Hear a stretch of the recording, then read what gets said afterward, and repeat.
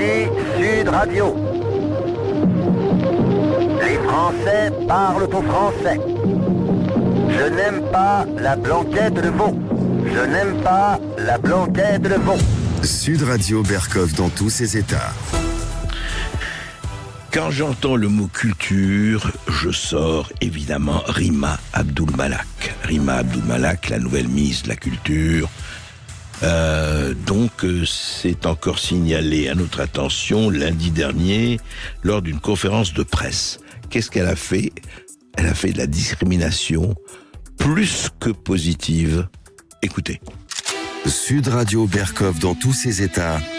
Les perles du jour. Évidemment reconnu le grand, l'immense, l'immortel Michael Jackson. It don't matter if you are black and white. Ça n'a aucune importance si vous êtes noir ou blanc. Effectivement, je dirais que moi, black, toutes les vies sont importantes. Black Lives Matters, oui. White Lives Matters, oui. All Lives Matter, encore mieux. All Lives, hein. Pas de discrimination de ce point de vue-là. Alors, elle a lancé, Rima Abdul-Malak, lundi dernier, le lancement du programme La Relève, visant à favoriser la diversité à la tête des établissements culturels. Bon, très bien.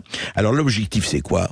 Sélectionner sur l'ensemble du territoire français 101 candidats, soit un par département, entre 25 et 40 ans, qui intégreront une formation délivrée en partenariat avec Sciences Po et leur confier par la suite un poste à responsabilité au sein des lieux culturels. Bon, ben très bien, ouverture, diversité, mais alors elle a précisé les critères, oui, parce que sur quels critères vous choisissez effectivement ces candidats, vous les sélectionnez, etc. Alors il y a la géographie, très bien, le social, bien sûr, qu'il soit d'un peu partout, c'est parfait. Et puis un critère s'est ajouté. Ah bon, quel critère ? La couleur de la peau. Ah bon ? C'est-à-dire que ce qui comptera aussi, ce n'est pas seulement votre statut social, d'où vous venez, famille aisée ou famille pauvre ou moyenne, etc. Pas du tout. On ajoute la couleur de peau. Alors là, effectivement, grattons-nous un peu la tête et disons donc, si je comprends bien, nous allons faire la politique des quotas. Donc, tant de noirs, tant d'asiatiques, tant de blancs, et ça part évidemment du principe que l'on connaît déjà depuis 40 ans, 50 ans, depuis le politiquement correct qui nous habite, c'est le cas de le dire. Il y a trop de blancs, il y a trop de blancs. Il y a trop de blancs dans la culture, il y a trop de blancs partout, comme on sait, c'est pas possible, voilà. C'est intéressant, il y a trop de blancs. En fait, c'est devenu le mantra. Il y a trop de blancs. Ben, la France, quand même, c'est un pays, où il y a une majorité de blancs. C'est très embêtant. Et pardonnez-leur d'exister, mais il y a une majorité de blancs. Est-ce que ça veut dire qu'il faut éliminer, que ce soit les Noirs, ceux qu'on appelle les basanés, ou les Asiatiques, ou les jaunes, etc. Bien sûr que c'est grotesque. Mais il y a quelque chose qui s'appelle, Madame la ministre de la Culture, la méritocratie.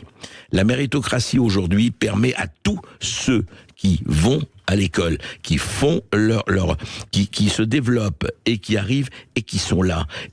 Mais c'est formidable. Mais s'il y a une majorité de Noirs, comme il y a une majorité de Noirs dans les équipes de football, mais c'est très très bien. Que chacun soit le meilleur dans sa fonction et dans son poste. Qu'est-ce que c'est qu'ajouter la couleur de la peau, Rima Abdul-Malak ? Rima Abdul-Malak, vous êtes d'origine libanaise et vous êtes ministre de la Culture. C'est pas une preuve, ça ? Et on vous a choisi en fonction de quoi ? De votre religion, de votre ethnie ? Évidemment, et heureusement pas. Vous êtes là parce que vous êtes considérée comme totalement compétente, effectivement, dans ce poste. Alors vous allez nous faire quoi, là ? Vous allez nous faire... Excusez-moi, vous savez, ça s'appelle ça ? Je vais vous dire comment ça s'appelle. Ça s'appelle de l'apartheid. Ça s'appelle de l'apartheid au sommet. C'est intéressant, hein ? On s'est débarrassé du régime d'apartheid un peu partout. Alors, vous voulez quoi ? Vous voulez vous dire, ah oui, là, il faut... Ah non, là, il n'y a pas assez de blancs, là, il n'y a pas assez de diversité. Alors, ça va être tout. Et puis demain, il n'y a pas assez de quoi ? Il n'y a pas assez de LGBTQ, il y a quoi ? C'est ça la République. C'est ça la République que vous voulez ? Vous voulez une République totalement divisée, fractionnée, compartimentée, archipélisée ? Non. C'est pas la culture, ça devient autre chose. Ça devient l'inculture érigée en un des beaux-arts. Ce n'est pas ça que nous voulons, cher ministre. Sud Radio Berkov dans tous ses états. Atletismo y deporte, afuera. Ministerio de Cultura, afuera. Ministerio de Ambiente y Desarrollo Sostenible, afuera. Ministerio de las Mujeres y Género y Diversidad, afuera. Ministerio de Obras Públicas, afuera. Aunque te resistas. Afuera, vous avez reconnu évidemment le nouveau président argentin Javier Milei. Alors lui, il n'est pas avec le bout de la cuillère. Hein. Allez, débarrassé. Il est en train, d'ailleurs, il a éliminé pratiquement la moitié des ministères en Argentine. Il dit ça sert à rien, ça fait des impôts, le peuple argentin paye pour des fonctionnaires qui ne servent strictement à rien. Ah bon ? Ah, c'est pas possible. Mais nous avons des fonctionnaires, nous avons des ministères, nous avons combien ? Je sais pas, 40 ministères et sous-secrétariat d'État. Mais ça sert, mais si, c'est important. Et nous sommes prêts à payer pour ça, n'est-ce pas ? À payer des impôts pour entretenir. D'ailleurs, le double pouvoir, les fonctionnaires d'un côté et les cabinets McKinsey de l'autre. Hein. Faut payer les gens, oui, parce qu'il y en a qui ne font pas tout. Alors voilà.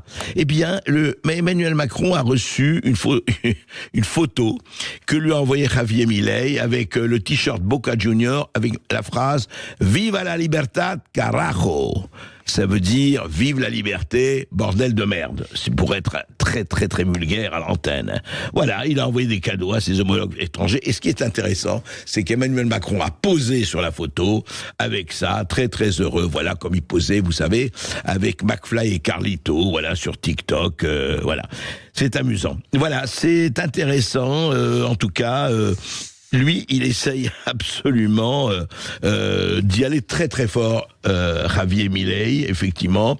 Il va détruire la banque centrale à la tronçonneuse, il va baisser les dépenses de l'État, il va supprimer les aides sociales qui favorisent la paresse, il va tronçonner tous les ministères, etc., etc. Dites-moi, Emmanuel Macron, vous n'allez pas faire la même chose ?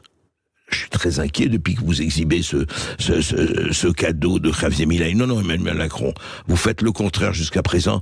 Continuez, s'il vous plaît. Plus d'État, plus de fonctionnaires, plus de dépenses. C'est tellement bien et la France s'en porte tellement mieux. Allez, on va se retrouver dans un instant sur Sud Radio. Restez bien avec nous. On va retrouver Philippe Pichon qui sera notre invité du Face à Face après les infos de 13h. À tout de suite sur Sud Radio. Sud Radio. Sud Radio, parlons vrai. Parlons vrai. Sud Radio. Parlons vrai.